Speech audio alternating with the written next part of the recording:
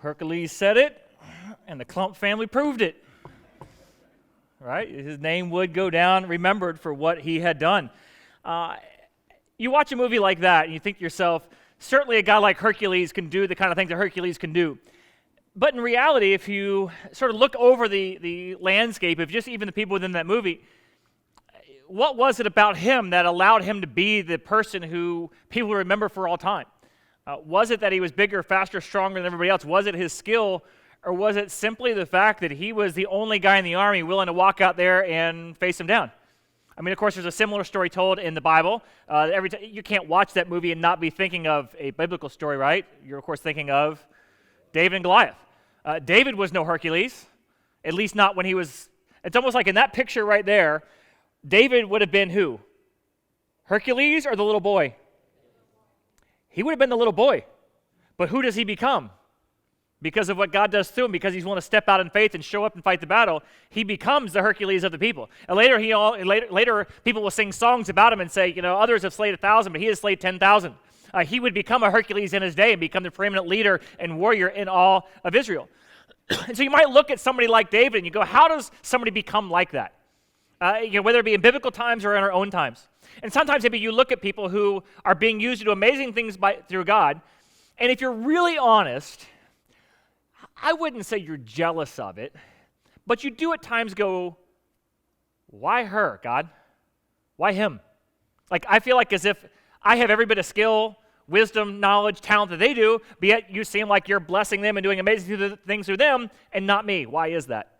And these are the kind of questions that come up. What is it that separates somebody out to be a great leader for God? What is it? What are the characteristics or qualities about it? And amongst those who are great leaders, what distinguishes somebody as the best of the best or the greatest among? Like, for instance, if you ever go and watch a tryout, you don't have to have a trained eye to be able to figure out who can sing and who can't sing, right? American Idol told us all that. Like, is there anything more useless than that judging panel at the very beginning of the show especially? I mean, everybody knows William Hung can't sing, right? Everybody knows it. It's funny, but everybody knows he can't sing. I don't need April and Alex to come in and let me audition for the worship team to tell me that I can't sing. Every one of you would know that. You don't have to be a trained ear or have perfect pitch to know I can't sing.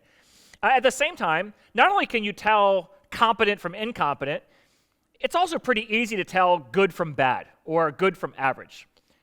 You go to anybody, you just find somebody in the church whose kids play a sport, show up at a game, and within the first inning, within the first period, within the first 10 minutes, instantly you can tell who the good kids are and who the bad kids are, right?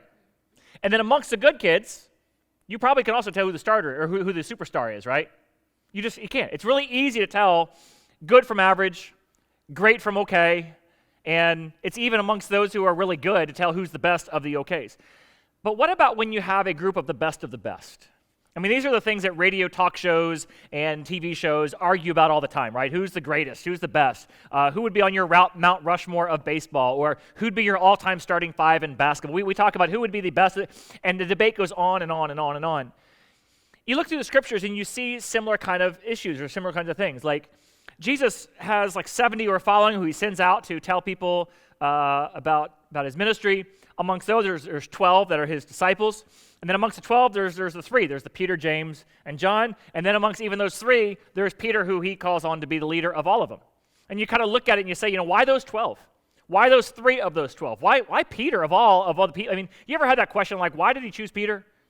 I mean, Matthew seemed like he was a much better writer, right? I mean, there's a lot of, John seems to be like the primary choice. After all, he said, John, take care of my mama. So John's good enough to take care of your mama, but Jesus, you want to lead the whole ministry? He seems like he messes up over and over and over again. He seems like the one guy you wouldn't want running this thing. I mean, he's like the Tommy boy of the New Testament when you read, if you know the reference, of the New Testament. I mean, he's so close to making the sale, but he always messes it up in the end, right? Like, why him? If you go back into the Old Testament, you'll see that David, this guy who started off as a little boy who nobody thought much of, and not even his dad, not even his own dad thought he could, measure up to greatness. He ends up becoming the leader of all leaders. And amongst him, he has what are talked about in the Old Testament as his 30 mighty men.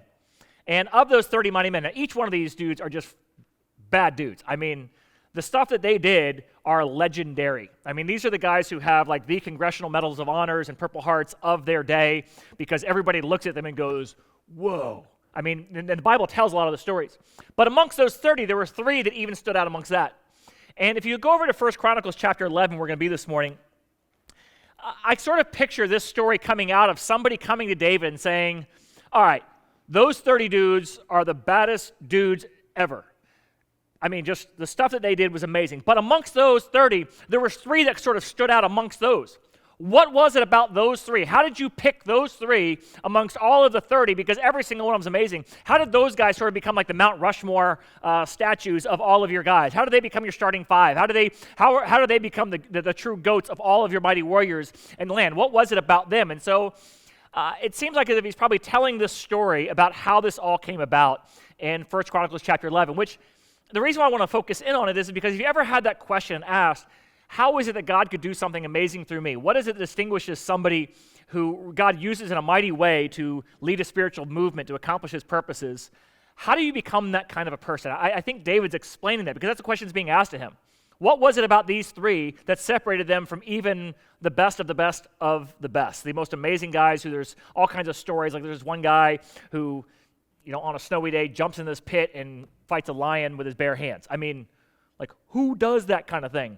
There's this other guy who, like, takes on a whole army of people just to defend his own property. I mean, it's just amazing kind of stuff, right?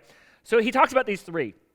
And he goes back and he tells this story of something that happened right before a major battle. Now, what's going on kind of in this time is hundreds and hundreds of years ago, God came to Abraham and he said, someday I'm going to establish in you a people, a unique nation, that other people and other nations will be able to look at, see there's something unique and different about you guys, and what's going to be unique and different about you guys is your relationship with me.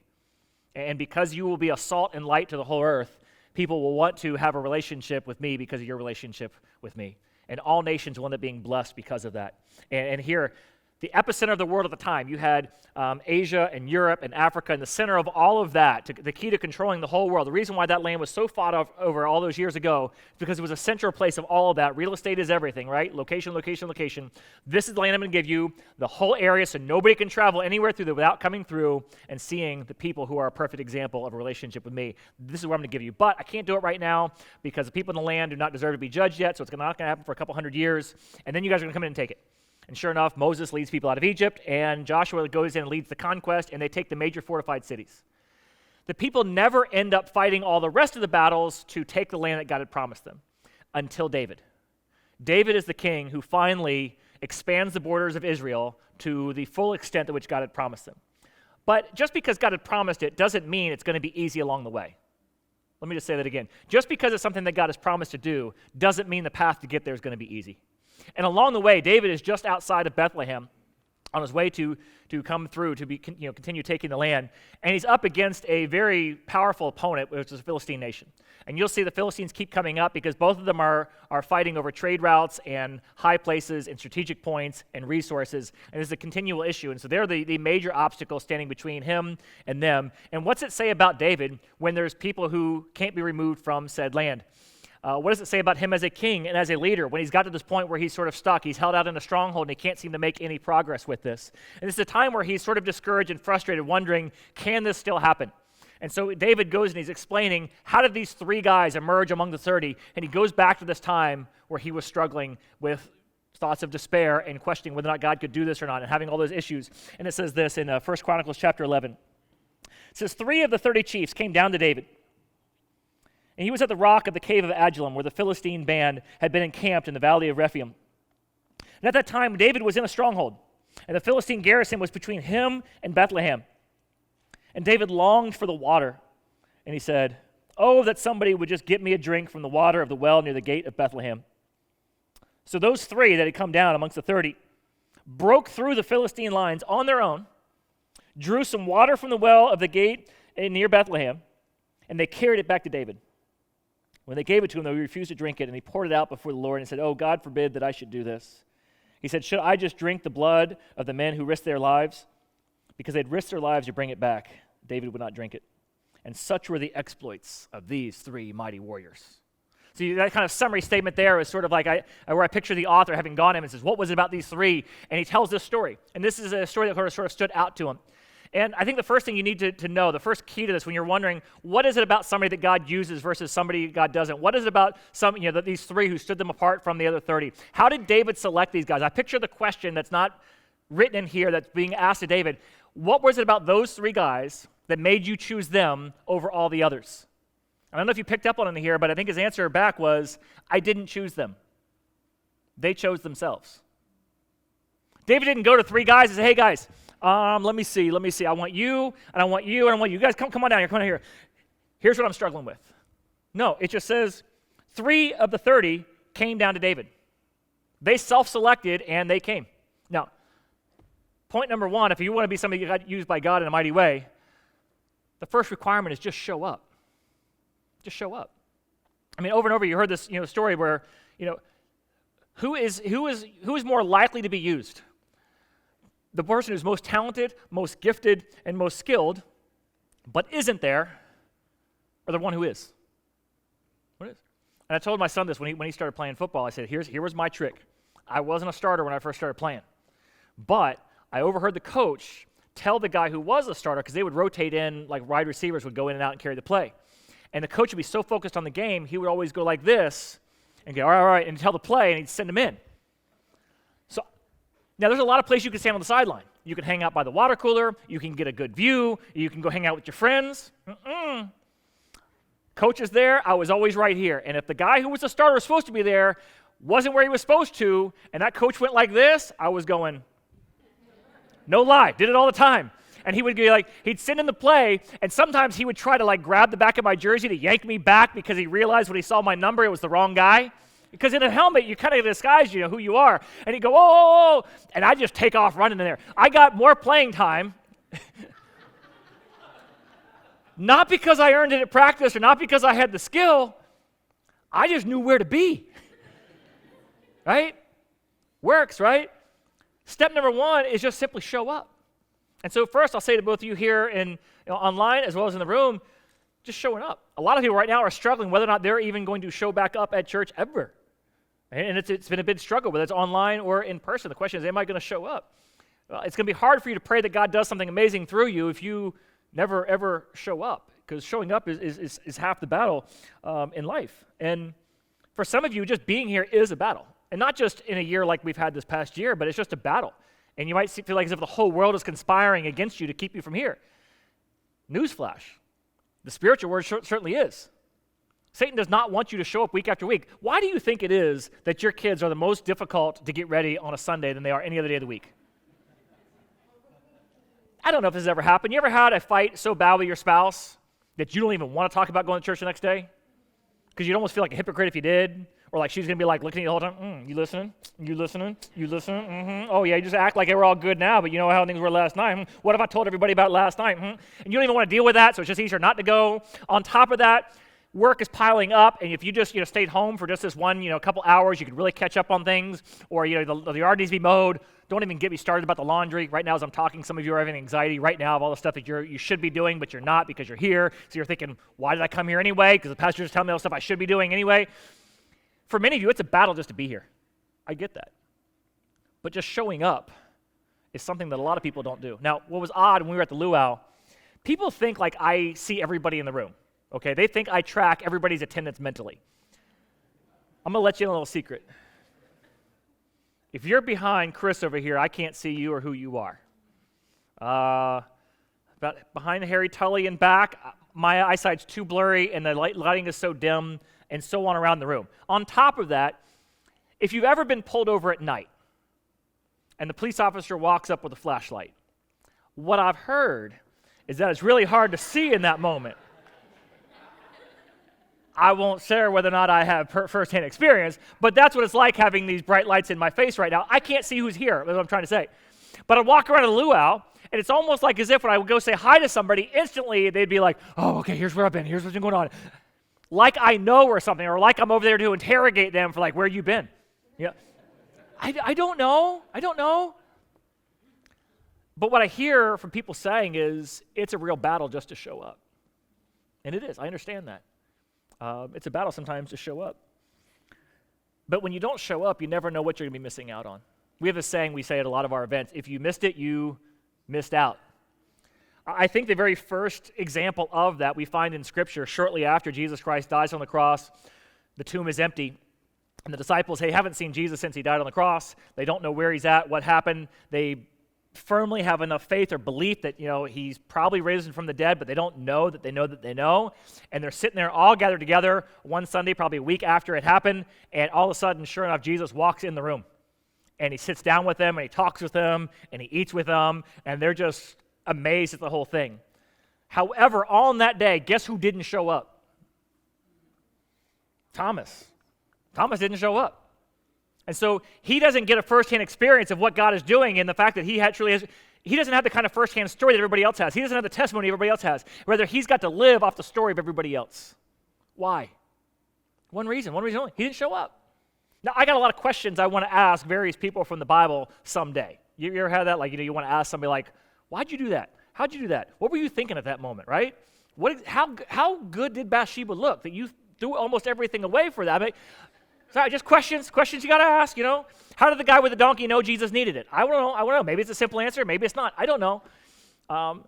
What was the conversation between Jesus and his brother James like when James had denied his deity his whole life, and then all of a sudden James becomes a pastor, and it says that Jesus and James met? Did Jesus say, how you like me now? What did he say? I don't know. I want to know. I want to know how that went down. One of the things I also want to know is, Thomas, what were you doing that day when you weren't there? All the disciples in the room, what was you doing? Was you out for a meatball sub? What did you do? Did you go get a falafel? What were you out doing that you missed out on this moment? I don't know. I don't know what he was doing. All we know is he wasn't there. Because he didn't show up, he missed out. And he's forever known as what? Doubting Thomas. You could just as easily call him No-Show Thomas, right? That's it. One event just didn't show up. That was his only crime. He didn't show up. And you can't blame him. Everybody else got to see it and feel it. Why is everybody calling him out? They all were struggling to believe it too. When the women came back and said that the tomb was empty, he's risen from the dead, they looked at it like they were nuts. Everybody was doubting this whole thing. He just gets labeled. Why? Simply because he didn't show up. So key number one is just simply showing up. So it says these three of the 30 came down to David, who was here at the rock, in the cave, in the stronghold. It says at that time, David was in the stronghold, the Philistine garrisons at Bethlehem. It says David longed for the water of Bethlehem, and he says, oh, that somebody could just get me a drink from the water of the well near the gate of Bethlehem. Now, what's kind of the background here? Well, Bethlehem was David's hometown. That's where David was born. And some of you right now are like, hey, that's so cool. I know somebody else in the Bible who was born at Bethlehem. Jesus, right? Jesus was born at Bethlehem. That's pretty cool. Isn't that a kind of a coincidence? Okay, let me a little bit of backstory on the Christmas story. Do you know why Jesus was born at Bethlehem? Because his parents were from the house and the line of David. That was their hometown. They're all part of the same family. And Caesar said, everybody needs to go back to your hometown. Happens to be the same hometown that David had because they're relatives. And so that's why they end up there. That's why Mary ends up having the baby there. That's why Jesus was born in Bethlehem. So in this moment, David is longing to be able to go back to his hometown, but he can't. Now, any of you all have a restaurant or a meal back in your hometown that to you in your mind will always be the best of anything, right? There's barbecue places here, but nothing like the one back home. There's pizza places here, but nothing like the one back home. You with me on this? It's just there. Like for me, I'm really excited. This summer, I'm going to get to go on a barbecue tour of the Southeast. I love pork barbecue. I do not like the local variety where they put all the vinegar in it that I'm allergic to. That'll just about kill me. But I'll be going through Birmingham, and I'll be going by Johnny Ray's, and I'm not only going to get my Johnny Ray's, I'm also going to get a pint so I can bring it back and have Johnny Ray's here. Hey, the stuff y'all cooked here was amazing, but it's not Johnny Ray's. And then when I leave there, I'm going to go down to Florida. I'm going to hit Sonny's. I know it's sort of like the fast food of barbecue, but hey, if you've been to Sonny's, it's Sonny's. And when people go there, it's sliced pork, not pulled pork. It's the only place I'll do sliced pork, but it's amazing sliced pork, except for Dale's. Dale's is also good. I'll be there in Fort Pierce. They have sliced pork too, and that's phenomenal as well. And then on top of that, I'll also be down to Park Avenue Barbecue in West Palm Beach, where I grew up, which was like the only barbecue joint in town. It was amazing, a little hole-in-the-wall place, phenomenal. Now they're a big franchise all over the place down there. Amazing. Do you know when I long for the barbecue the most? When I have those points where I'm down, I'm depressed, and I miss home. You with me on this? Maybe for some of you, it's just mom's cooking. When do you miss mama's cooking the most? And don't say after my wife cooks. Don't you dare say that. No, you miss it when when you can't be home and you wish you were home. And circumstance, commitments, life, whatever it may be, distance, whatever it may be, stands between you and being there. So if you read between the lines here, when David is longing for water from the well of Bethlehem, I don't think it tasted all that different, right? It was just that he was in a place where he wasn't in a good place. And he realized the battle that's in front of him and the task that's before him that's preventing him from being able to even go home right now. And he has this sense where he's like, God, I know you promised this, but I look at the battle before me. These are the Philistines, yeah. I took out one of them when I was a kid, and he was huge. He was like that guy in the video. These were the Philistines. Goliath was a Philistine, and he wasn't the only big dude. And Israel always had a height complex because when they first went in the land, they realized the people there were far bigger than they were, and they are always intimidated by their enemies. Their enemies always had better weapons, always had better everything. And so you have this moment where he's actually scared about this battle coming up and wondering, is this ever going to happen? These moments of despair. It's like, oh, I just wish this whole thing was over and I could just go back home. But I can't. And so these guys hear about this. And it says, verse 18, so the three broke through the lines of the Philistines. Just these three dudes. They went down, they broke through the lines of the Philistines, and they drew water from the well of the gate of Bethlehem, and they carried it back up to David. Wow. Now, back on our topic here. How did those three become the three amongst the 30, amongst all the greatest of Israel? Number one, they showed up, but they didn't just show up. They were willing to step out and move up to the front lines. They went out to the front lines.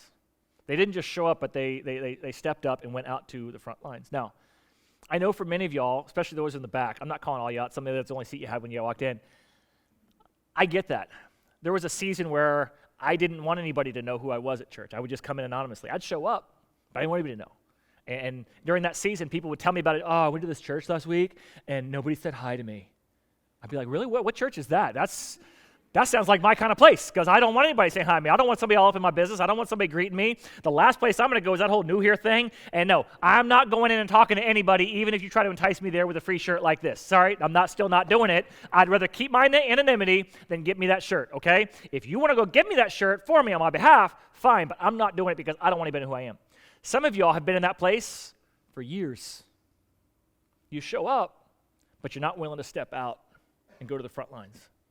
And so what distinguished these three guys, it wasn't just that they showed up, but they stepped out and went to the front lines. Now, why is it that people don't go to the front lines or want to go to the front lines? Because sometimes when you go to the front lines, you don't come back. There's a risk involved. And that's why some of you, you remain literally in the shadows, literally and figuratively, when it comes to coming to church, and you don't take that next step. Like for some of you, I'm glad you're here. For some of you, maybe it's your first time back from Christmas, and I'm really glad you figured out we do this more than just twice a year. For others of you who are here every week, I want to let you know, do you know we actually also do some other things during the week too?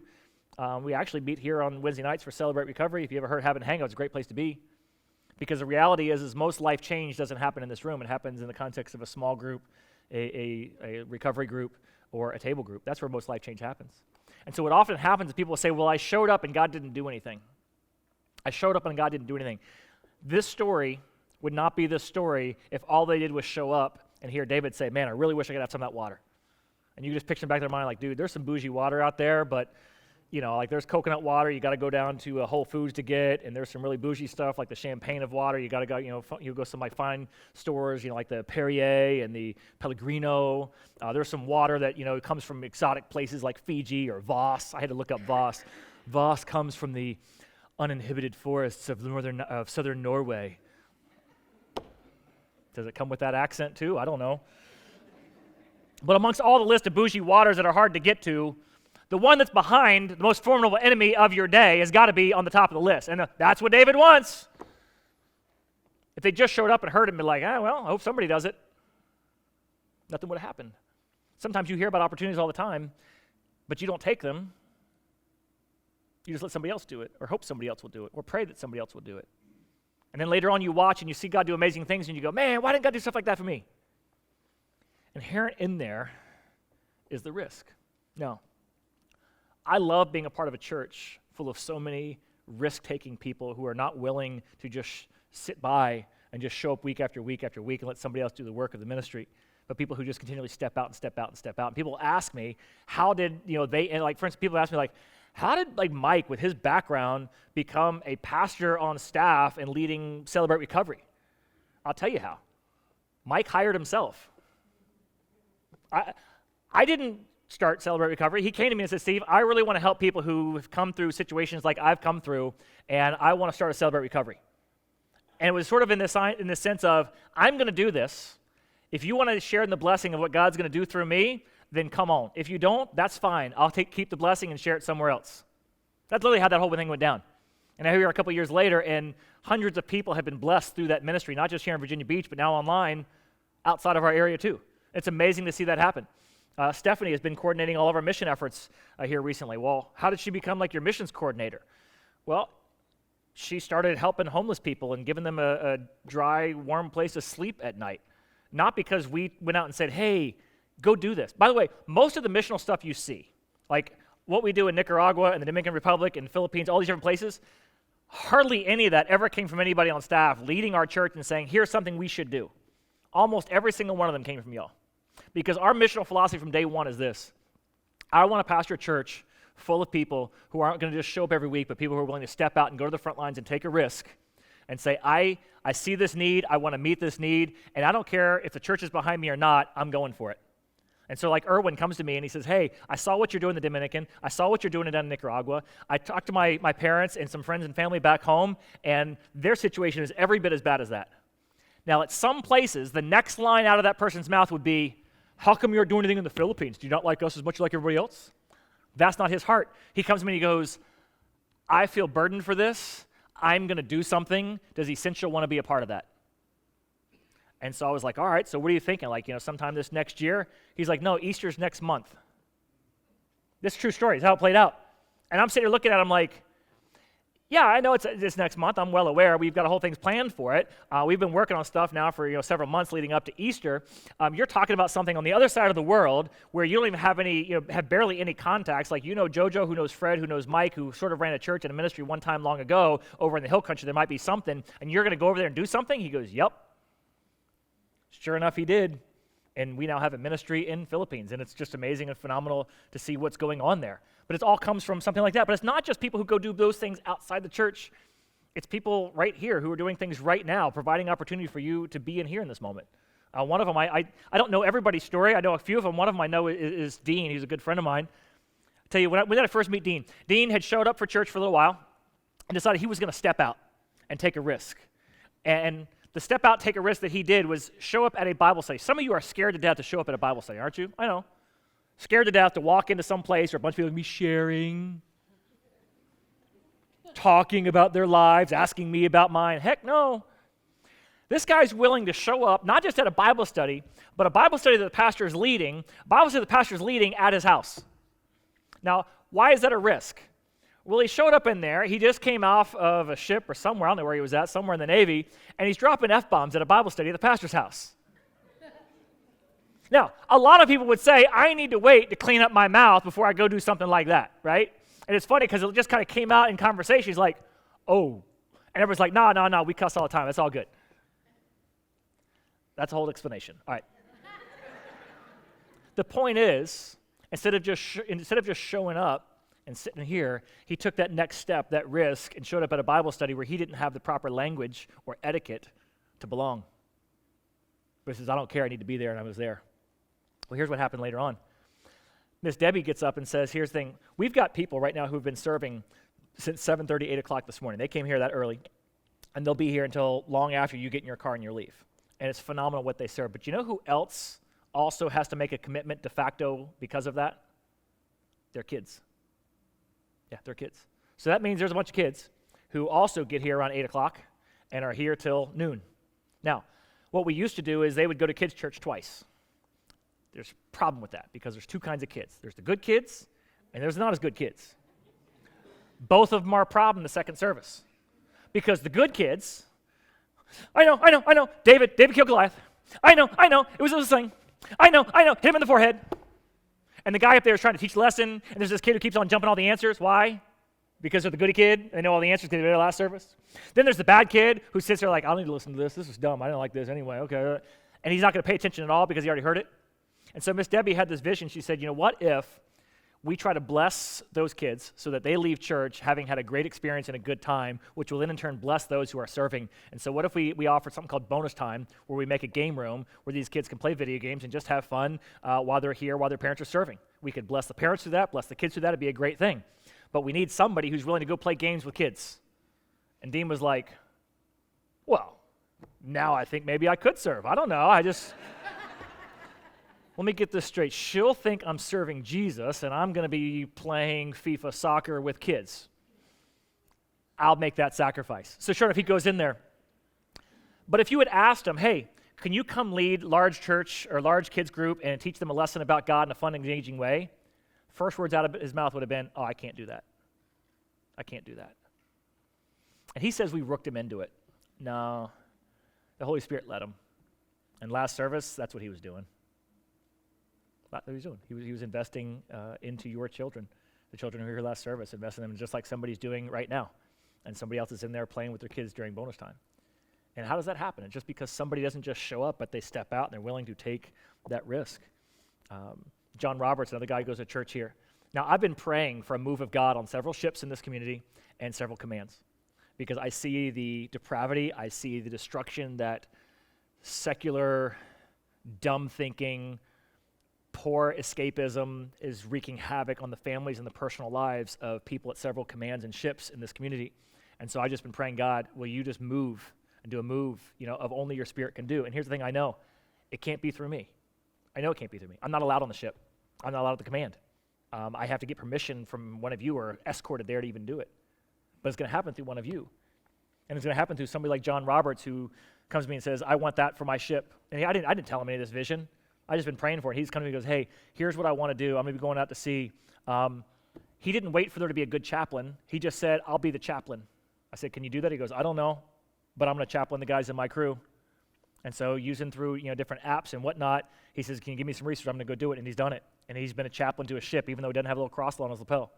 And many of y'all know the story of Father Bob. He's not a priest. He was like an intel guy or something. I didn't even know he was an intel guy. I get up at his retirement. I'm like, I had no idea you did intel. And all the intel guys laugh because they're like, yeah, you're not supposed to. That's kind of what we do. I knew him as Father Bob, and I honestly thought maybe he was a chaplain or something.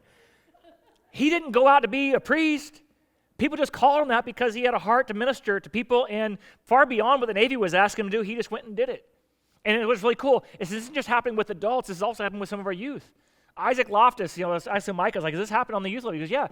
Isaac's made it his mission that no kid's going to come to youth group and not know somebody by the time they leave. So he's going to reach out to anybody there, and that's just, something he's done. And, I watched my own son, Jameson, said, I want all my friends to come to church.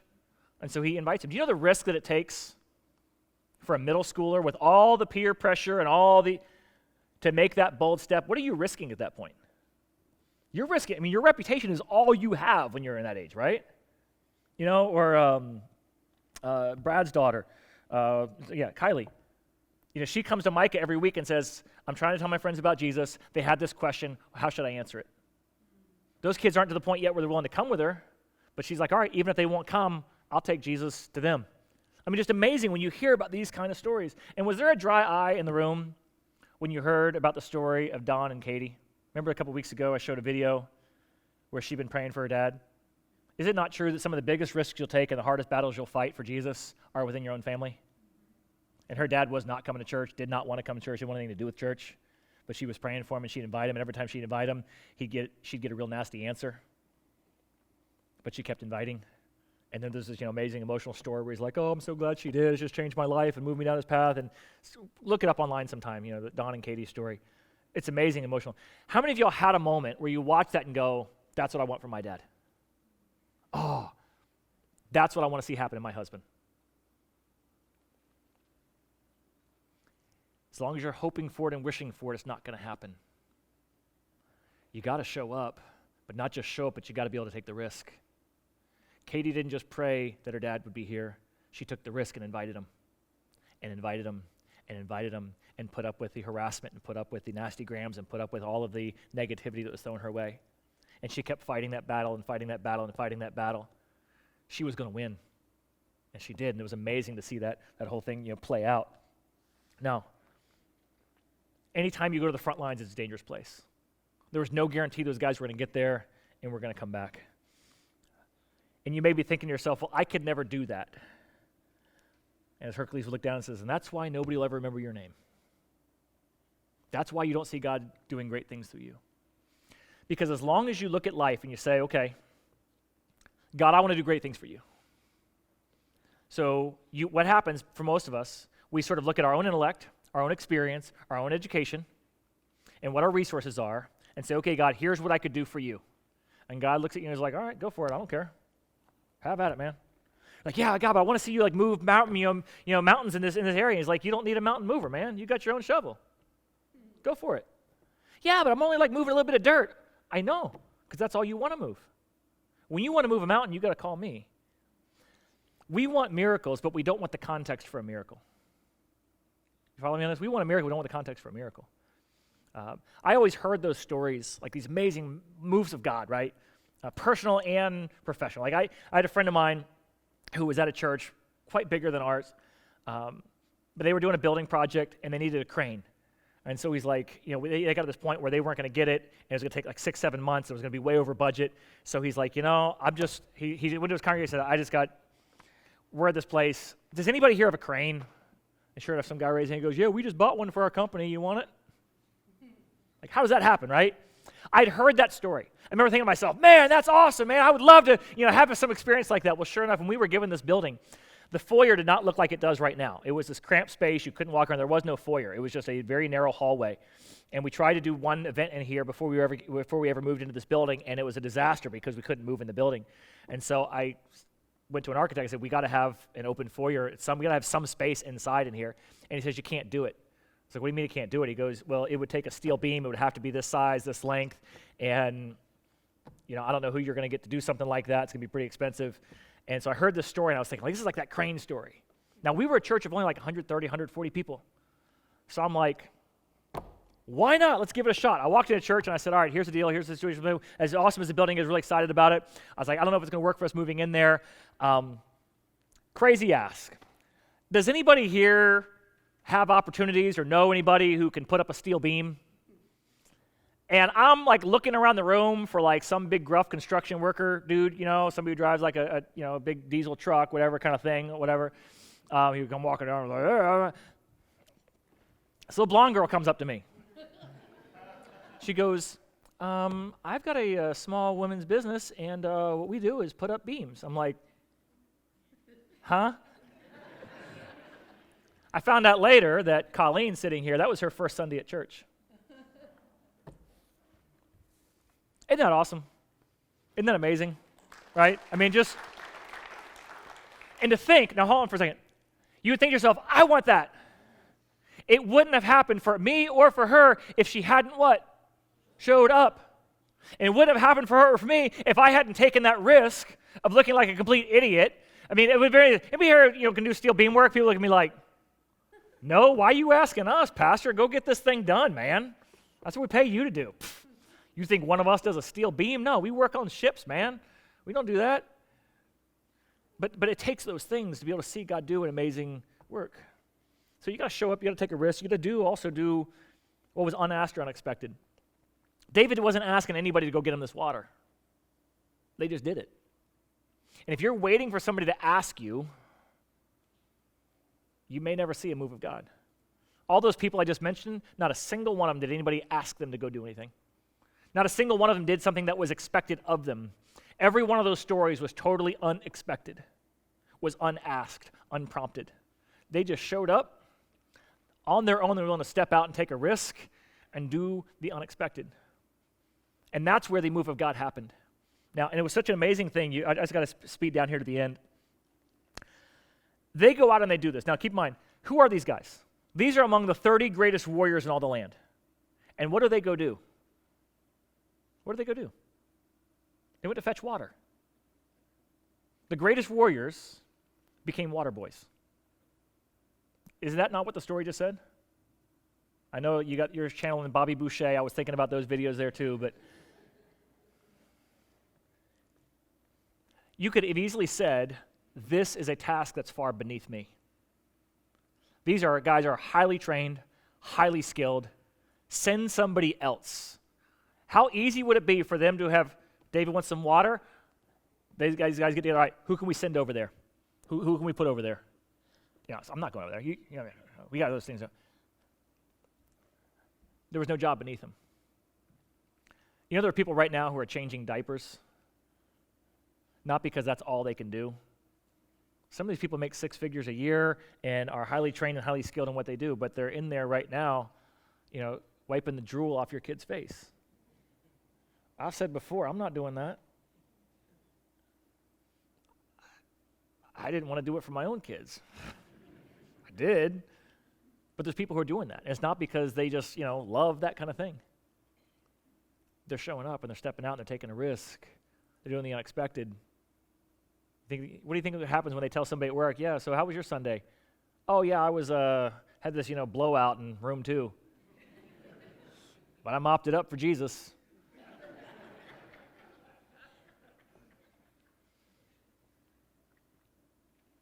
But that's the context for God to do something great, is when no job is beneath you.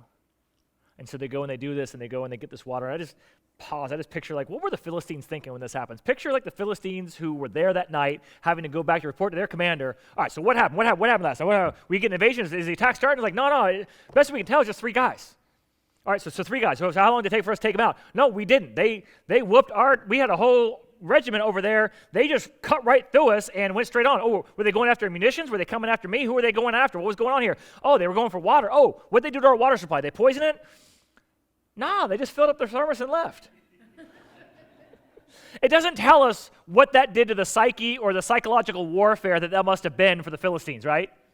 To have 3 dudes show that they can just waltz right through your stronghold fortified line. For what? Just to get a drink of water and leave? What did that do to them? I don't know, but I can tell you what it did for David. When David's given the water, what's he say? He's like, I can't drink this. And he pours it out. And that's not a show of disrespect. It's a moment he's having with God. It's moved him and strengthened him spiritually because he's in this place, not because he's so confident of what God can do.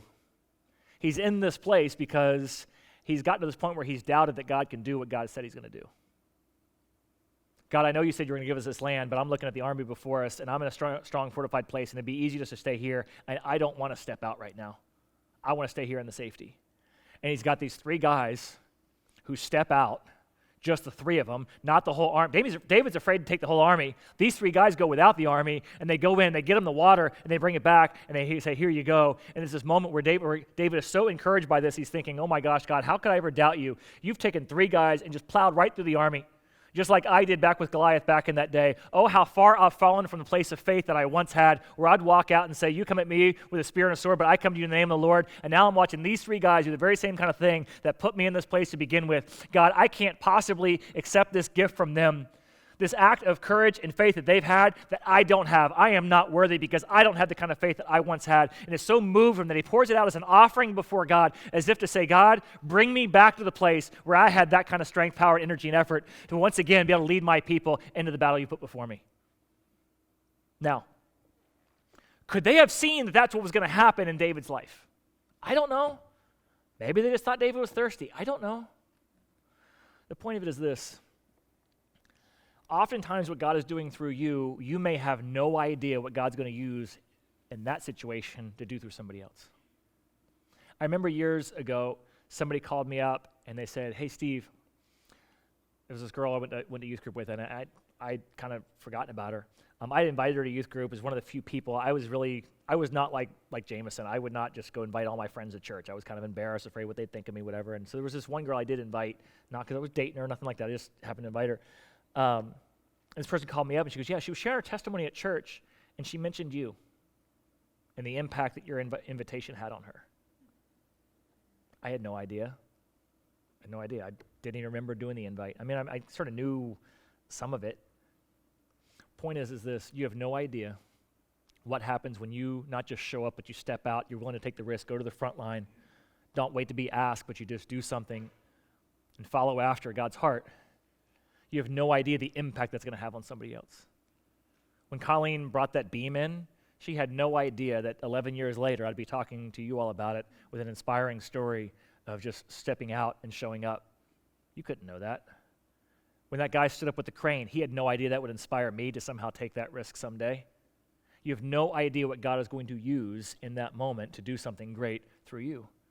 Because you think all you're doing is changing a diaper. And you hear an opportunity to serve, and you're like, yeah, okay, I don't know if I'm going to do that. I'll tell you one last one. I'm looking at you guys online.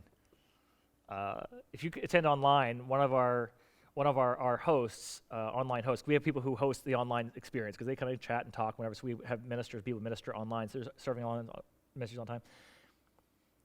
There are some of those hosts that don't live in Virginia Beach. I'm talking to you, Justin Tully. I saw this past week that he signed up to serve as a host. He lives in Austin, Texas. He actually helped us do some drywall work when we first moved into this building, but hasn't lived here since. And he is serving at Essential in Texas. Now, I don't say that purposely to shame you for living in Virginia Beach and not serving at Essential, but I could. Oh, let's face it, I sort of am. Just let that sink in. Just let that sink in. I'm halfway across the country, and I'm serving. And he'd look at you guys and say, man, if only I could be there and experience it all firsthand like you guys get to. And you could continue that analogy all around the world. Show up.